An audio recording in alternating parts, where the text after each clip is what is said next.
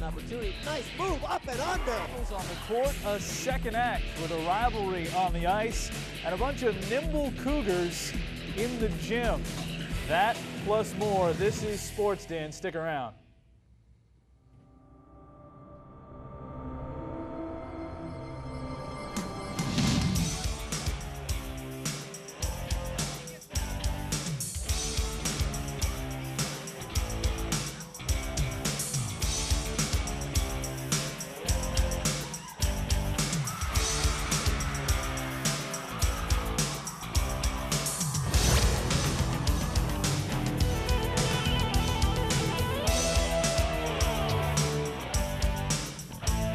Good evening and welcome to another edition of Sports Den here on North Metro TV. I'm J.W. Cox alongside our newest host, Mary Peters. Happy to have Mary with us. She's been with us throughout the fall and winter, out and about, traveling to some of the games we've been covering on the sideline. And Mary, it's great to have you here on Sports Den now. Thank you. I'm excited. It's been fun. Certainly fun to get you here on Sports Den, so you'll see quite a bit of Mary as well, both on the sidelines and here on the set with us on Sports Den. Plenty to get to, as we mentioned on this edition of Sports Den. The second edition of a rivalry for this season started a rivalry week that began with Blaine and Centennial and girls hockey last night. We'll get to that. We also found our way into the small gym at Centennial High School for gymnastics. Mary was there. We both got a little education in high school gymnastics on that night, and we'll try and share some of that with you coming up. Plus standings for the Bengals, Panthers, and Cougars, as we always do, and we get a look at their schedules of upcoming games. But first, we've got a double dose, as mentioned, of high school girls basketball. The Blaine Bengals in action a number of times over the last 7 days. It's a new conference rivalry that we start with the Bengals and the Spring Lake Park Panthers. Early on, Jenna Murphy keeping the Panthers in it with a three-pointer. Cut the lead to 6 at that point, but a lot of Bengals after that. Sarah Willoughby, a two-pointer, made sure the lead would stay for Blaine at 2 possessions. Stealing a bucket, coming back the other way for Allison Jablonski. That made it a 9-point game after the foul. So it's all Bengals. Jablonski to pick a little out of her eye there after she got hit hard. Marissa Siegfried, 22 points in the game, just not enough as you see the lopsided score at the end of the first half. Leading scorer, though, would be Sharon Miller. That's Jordan Save, who hits the three late, 41-24 at the half, but then it was more of Miller, your leading scorer of the game with 26 points. Just too much to handle inside. Gets a rebound, gets the bucket, gets a foul, goes back to the line. It was never in doubt throughout the second half. Sarah Willoughby off the miss will hit the three-pointer again. Puts the Bengals up, keeps them up big. For Spring Lake Park, not all was lost throughout the game. They got a good night out of Amira Red as well. Red for 2 points underneath, put together a strong 18-point game. Got 2 with the nice move and the foul there. But the score still lopsided, just too much defense and inside game. Again, this Jablonski, once more she finds Miller. That's a Play of the Week nominee right there to cap things off. On a great night for the Bengals, they win at 89-54. Our own Casey Johnson talked with some of the victorious Bengals. Yeah, that's one thing we really emphasize in practice is tight defense, pressure them, make them frantic so we can get good steals and rack up the points. I wouldn't say my best game, but one that I'm getting more comfortable on the floor. So I think this was one of my best games, but definitely not the best, but one. And a trip to visit the Knights of Irondale is next up on the schedule for the Bengal girls squad as North Suburban play continued on Tuesday night. Sydney Driggs, number 20, led the way for Irondale with 21 points. Driggs hit a long two, giving Irondale a 26-9 start to the game. Willoughby came away with a steal and a bucket to cut the lead to 8 at the half. The Bengals closed the first half on a 17-8 run to cut the lead to single digits, with Irondale leading 34-26 going into the locker room. Willoughby went to work in the beginning of the second half, hitting a 3 to bring the Bengals within 1. Blaine then went on a 24-8 run. Irondale kept the Bengals at arm's length as Amy Irving for the Knights found Rachel Norton underneath, which pushed the lead back up to 8. Bengals' Audra Wigan found the hoop off the inbounds pass to cut the lead back to 6. Bengals came within 3 points of the inside of the 2-minute mark, but another give and go by Irondale puts them back up by 5. Wigand had a chance to pull it closer with under 30 seconds to go, but missed the 3. Free throws sealed the deal for Irondale as they came away with a victory 56-60. This was Blaine's second straight loss after their loss to Osseo on Saturday.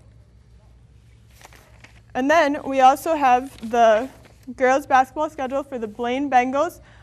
They had 2 losses previously, and then their next game is against Totino Grace on Friday, January 16th. The Eagles are 1-3 and 3-9 overall. Meanwhile, for the Spring Lake Park Panthers, as you saw in that first highlight, they've continued to struggle. The back-to-back losses, they get Anoka in their next matchup. Also, Rochester Lords, as they go outside of conference. They've had a little better luck outside of conference this season, and they'll be at Centennial as well. That'll be a tough matchup with the 9-4 Centennial Cougars coming up. And Centennial, they won their last 2. JC Girding and Nikki Clark came in the lead with 18 points and 13 points in their last 2 games. They play at Osseo on Friday, January 16th, and they are 3rd in the Northwest NWSC West. On to the boys' side. First, the girls' standings in the Northwest Suburban Conference. As you see, the North, Andover Huskies leading the way, 10-3 record overall, 5-0 in conference play. Elk River 4-0, then Centennial sitting there at 2-2. And for the West, you have Park Center Pirates taking the lead with 4-0, tied with Maple Grove at 4-0 as well. And then Spring Lake Park comes at the bottom with 0-5. To the boys' schedules in basketball with Spring Lake Park. A win and a loss over their last 2. You see Zach Ojal with 18 points in the big win over Blaine, 50-47. They're at Anoka on Friday. Next week, visits to with Centennial and Totino Grace. And then for Centennial, they had 2 wins in their past 2 games. The last, they won 61-60 over Totino Grace with Tyler Peterson scoring 30 points with 4 rebounds. They have Osseo on Friday, January 16th, and then Spring Lake Park and Robindale Armstrong. Finally, for the Blaine Bengals boys basketball schedule, also split their last 2.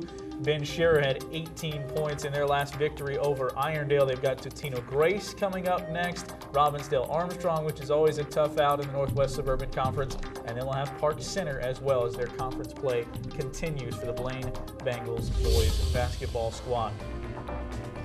And then in the North, you have Champlain Park leading with 6-0. And then you have Blaine is in the middle at 3-3, and Coon Rapids is toward the bottom with 1-5 record.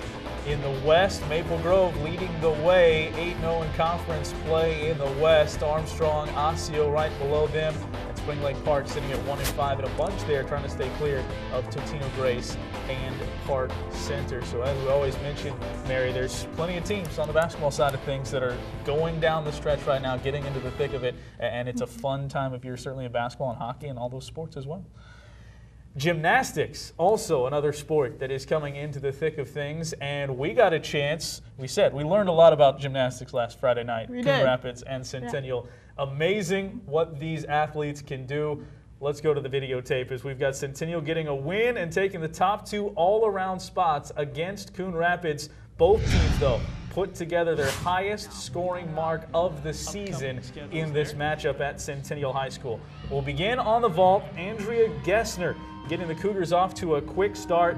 Gessner on her first vault, eventually then earning a 9.575 for the event. She took first place overall at the meet. 35.325 on the team score as well for Centennial on the vault. It was their strongest event. They got it right out of the way quickly.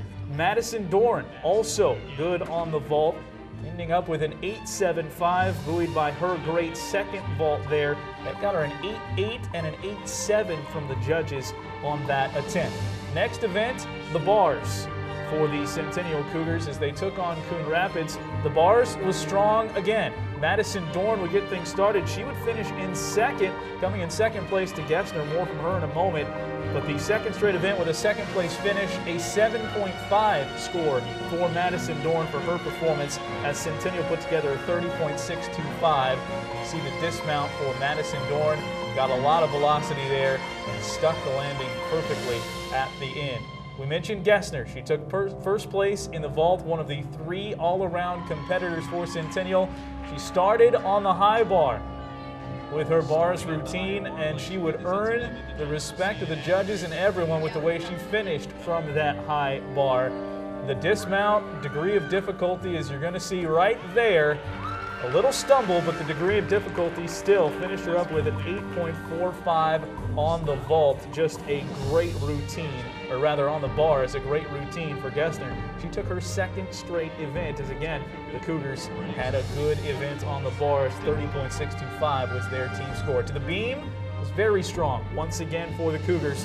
The Cardinals were right there as well. Nicole Stott with the best showing of all on the beam. She stuck the front handspring, back handspring. What's a front handspring, back handspring? Well, you're about to see it right here coming into your living room. Stott, front handspring, back handspring.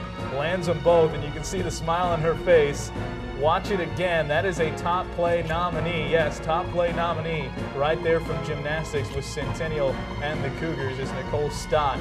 High degree of difficulty. Then she sticks the landing. Great showing on the beam. 9.45 for Nicole Stott on the beam. We'll hear more from her in the final exercise, the floor exercise of the night. Coon Rapids mentioned they put up a strong performance on the beam as well. Both teams with an identical 31.825 on the beam.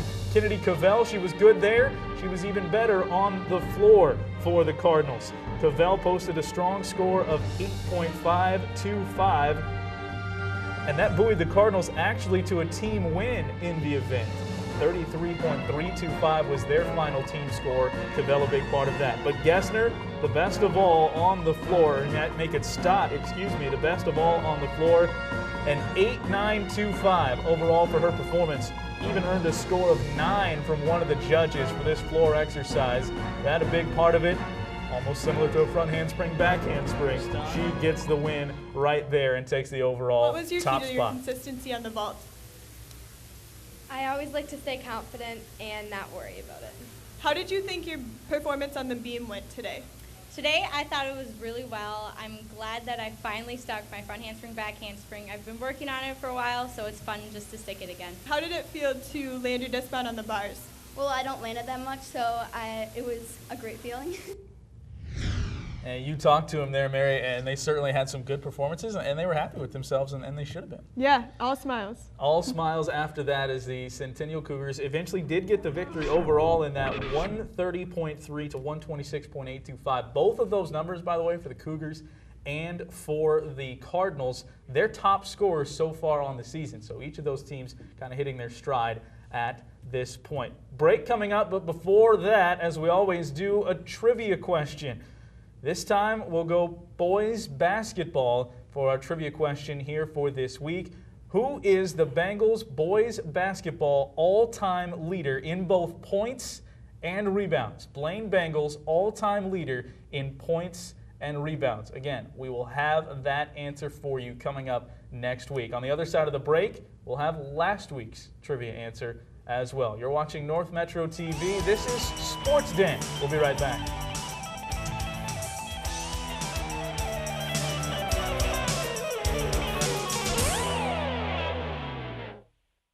Known for its vineyards and hilltop villages, Umbria is also known for its delicious tasting pizza. Made traditionally from the finest ingredients, Umbria Pizzeria will make you taste the difference, smell the love, and transport you to Italy. La cena è pronta. Dinner's ready. You might even begin to feel like an Italian. Delicioso. Umbria Pizzeria, turning taste into memories. Back with you here on North Metro TV, J.W. Cox alongside Mary Peters. This is Sports Den. So glad you're with us here on this Wednesday. We're here every Wednesday from 6 to 6:30. You can watch it back northmetrotv.com, just like all of our programming as well.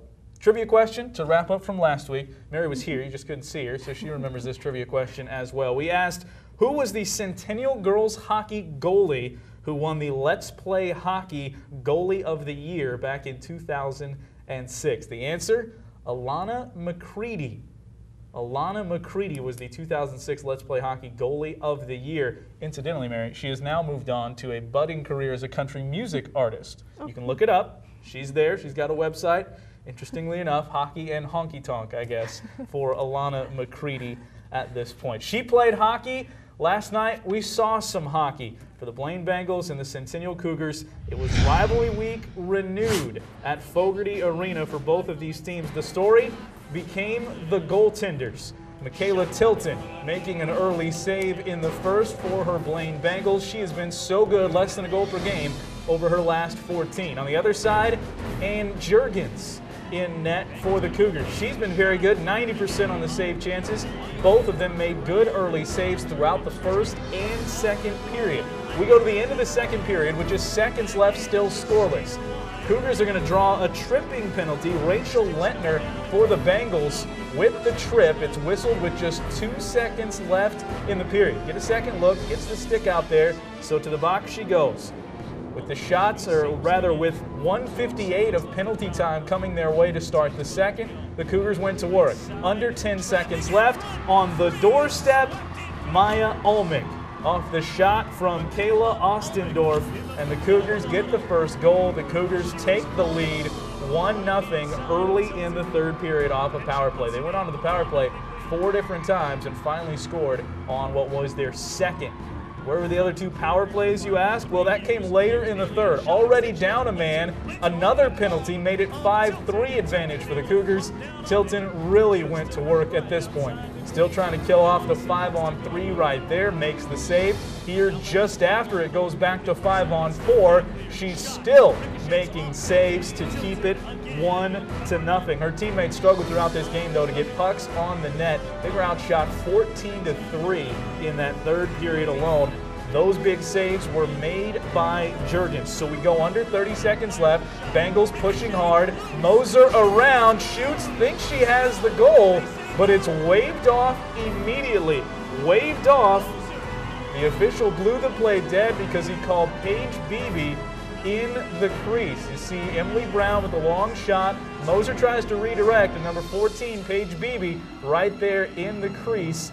So moments later, it's cleared out by Gabby Hughes, a chase down into the corner, and 1 goal turned out to be enough for the Centennial Cougars. Ann Juergens gets her 3rd shutout of the season, going 15-15 in net, 17-17 rather. We talked to him after the game. What has been your favorite part of the season so far? This game right here. How does this one feel? It feels awesome. Beating Blaine is always the best part of the season. We need to work on our D zone. Like, our breakouts are a little rough, but other than that, I think we're doing okay. I thought that we did a good job, and I think that we should just move forward and keep working our hardest. Quite the game, as you saw there, from the Bengals and the Cougars. As you take a look at what the Bengals have coming up to try and rebound, they've now had a tie and a loss in their last 2 with Elk River coming up. The Elks score quite a bit. Abby Canton, their leading goal scorer, leading point scorer as well, 13 goals and 14 assists. Then Spring Lake Park and Champlain Park coming up for Blaine. And for Centennial, they come off of the win from last night at Blaine. They have Andover on Saturday against Michelle Holmes, who has scored 13 goals and 15 assists. They also have Coon Rapids and Dodge County coming up as well.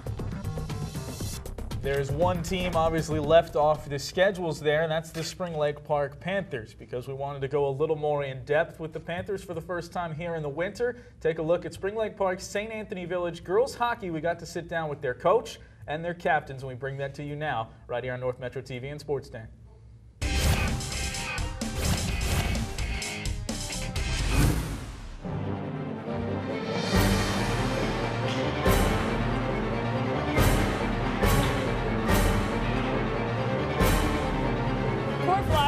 To work hard, compete, and have fun. A lot of times when you're coaching, if they're not having fun, it's not going well on the ice. So if we can keep working hard, having fun, and compete, we can be a great team this year. The season's going pretty good. I mean, we've had our ups and downs, but we're a really strong team and have a lot of good girls and chemistry, so it's been going pretty good. Some of our goals are take home some W's and work hard in practice and play our positions right and take home these games that are against the hard teams. My personal goals are to get back in shape because I was out for 6 months from a knee injury. I think obviously to win more games than lose. And I think just really work on the little things and do the little things right to help us win games. I got 12 seniors. Our leading goal scorer right now is number 24, Maddie Wallrath. She's a great competitor, great speed, works hard. Just try to be a leader for everyone else, and we have a lot of seniors on this team, and just obviously to score goals and then help the team with whatever we need, or be like that spark that we need to get us going. At defense, we got Allie Guzzi and Taylor Turnquist and Hannah Schultz. I got a lot of good defense this year. I mean, just any night, one of them is a star, and the next night the other one is. So it's been exciting from a coaching standpoint. What it means to me to be a captain is to make sure that I'm a leader on and off the ice for the girls, and it really means a lot to me to be captain. My personal goals are to keep the plays in front of me and try to keep the goals scored on me minimum as a defenseman, and play aggressive. I love hockey because it's just a great sport and it makes me happy when I play, and just the team stuff and all the friends I've made from it. I love hockey because I've been playing with these girls since I was little, and it's fun to be a part of a team sport and be with my friends. Well, it's like the best sport ever. It's hockey. And I just like love all the girls on the team and been playing with them for so long. So it's just like a routine, I guess, now. It means a lot to me because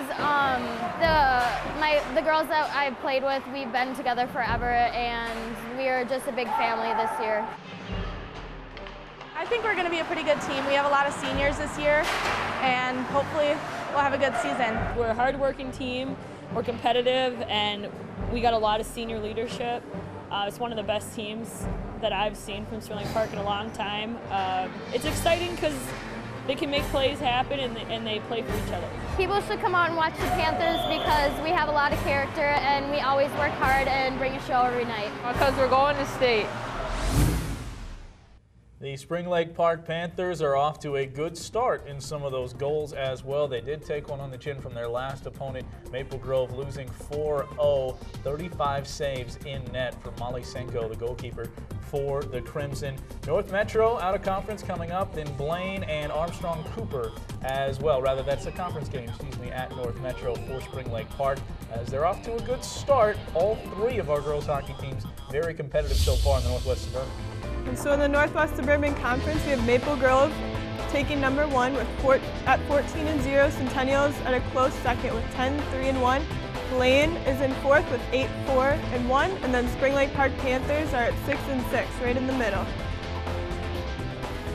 My biggest takeaway from that Spring Lake Park girls hockey coaches and captains was Allie Guzzi's fantastic sweatshirt. I don't know if you could catch that. You're from Iowa, so maybe not as familiar with some of the North Star stuff, but North Star logo for the old hockey team here. That's pretty quality stuff. Yeah. She was sporting that sweatshirt well. Boys hockey as well, certainly in the thick of what they're doing across the Northwest Suburban Conference. All three of those teams certainly off to good starts. We'll have rivalry matchups with Blaine and Centennial coming up at the end of the week as well, when we'll see those games on North Metro TV. For the Spring Lake Park Panthers, their schedule coming up: Coon Rapids up next on Thursday, Osseo and Armstrong Cooper. A win and a loss in their last two. 5-2, they took the loss to Totino Grace last time out on Thursday. And then for Blaine, they have 2 wins so far in the past 2 games. They beat Andover 2-1 and then beat Maple Grove 5-4. They have Centennial tomorrow night, which is the North Metro TV Game of the Week, and we go live at 6:55. They also have Elk River and Benilde at home for their next 2 games. See on the Centennial schedule also that matchup with Blaine smack dab in the middle. Can't wait for that coming up tomorrow night. Had a Moorhead loss and a Anoka loss. Still got Andover, which is a tough out in Champlain Park as well, sitting at the bottom of the conference throughout their next 3 games for the Blaine Bengals. In the Northwest Suburban as a whole, you take a look at how things are shaking out. All 3 of the teams right now in the hunt. You see Spring Lake Park at 4-1 in conference play. They just cracked the top 20 last week, 10-5 overall. Osseo right below them, and Totino Grace leading the way in the West. And then for the North, Blaine comes in second at 4-3, tied with Anoka. And then Maple Grove follows them with Centennial at 3-3, and Champlain Park is at the bottom at 0-6. So our coverage coming up, as mentioned a couple of times there on both of those schedules, we'll drop the puck on our upcoming coverage with that rivalry matchup tomorrow night, 7 o'clock, drop of the puck. We'll go live here on North Metro TV at 6:55. That's Blaine and Centennial. Right off the bat, you see that, the Cougars and the Bengals. The records don't jump off the page at you, but I think that just tells you how good the Northwest Suburban has been. We've got basketball next week, both girls and boys. Anoka visits Spring Lake Park. Then it's Centennial visiting Spring Lake Park as well. Cougars off to a great start in boys basketball. We were talking before the show, Mary. They got the victory over Maple Grove, who's been the top team, one of the top teams in the Northwest Suburban. So tough tests for both boys and girls basketball squads from Spring Lake Park. And we'll have those games here on North Metro TV. Both the basketball games next week, on Friday and then on Monday, start at 7 o'clock on North Metro TV. You can catch the replays, northmetrotv.com, on everything we cover. You can catch them live and the replays, northmetrotv.com. All of it's there. Those games we cover, the coaches and captains, link to that. If you missed some of that for Spring Lake Park or you missed some of the other schools that we've done for the winter season, more of those coming down the pipe as well, both here on the show and available online. Your source for all that, northmetrotv.com.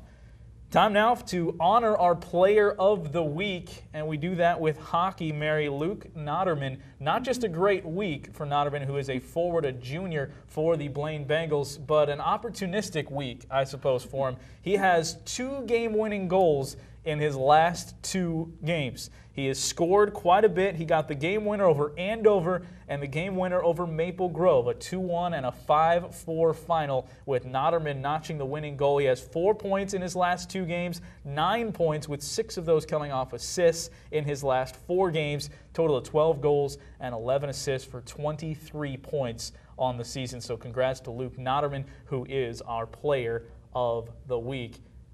How about plays of the week? You saw the highlights we had. We nominated 3, 1 from basketball, 1 from girls hockey, and 1 from gymnastics. So tally up your own vote in your head as we go through them again now, 3-2-1. Number 3 coming in on the list, the no-look pass for the Bengals in the win over Spring Lake Park. Allison Jablonski leading the break for Sharon Miller. Over to the left, and she fires it home. And that finishes it off for the Bengals in a big-time victory. Number 2, a rivalry goal late for the win. But remembers this one less than 24 hours ago. Scoreless game in the third. Maya Almick. And let the swarm ensue just outside the crease. So if you followed along for the whole show, you know that number 1, we go to gymnastics. Yes, I was fairly amazed by this move right here. Nicole Stott on the beam. Front handspring, back handspring. Only reason I know that's what it's called is because she said that's what it's called after that meeting. And she is your top play of the week. Get another look. Can't just watch that once. The back handspring, and she stuck it. Didn't need the coach there. They were there, ready to help out if they needed. By the way, if you see something out at the games that you're going to, send me an email, jw@northmetrotv.com, jw@northmetrotv.com. Alert me to it. If there's some video of it, well, certainly send that along as well if it's not something that we cover here on our airwaves, because we would love to see your plays nominated for a play of the week. That'll do it for a Sports Den. Mary, first time, fantastic. Thank you. We'll do it again next week. Sports Den. Go Bengals, go Panthers, and go Cougars. We'll see you next week.